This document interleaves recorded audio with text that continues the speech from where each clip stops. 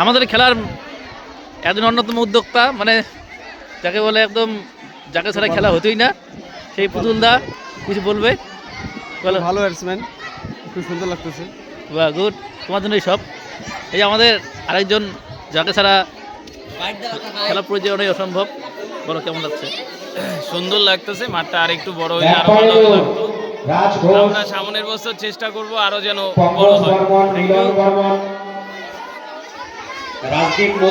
কেমন লাগছে খেলা? খেলা কেমন লাগছে? খেলা কেমন লাগতেছে? ভালো লাগতেছে তো? বল খেলা কেমন লাগতেছে? ভালো তো? ও আচ্ছা আচ্ছা, বলবে কিছু?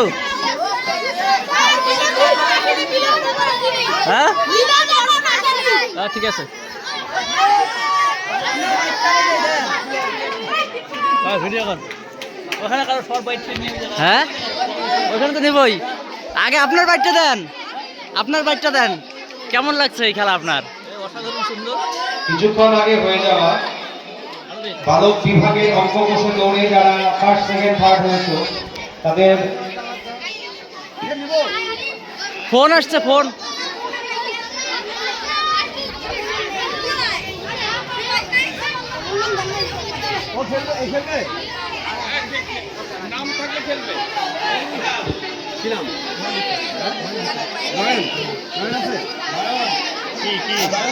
না বাইট দাও, তুমি বাইট দিছ।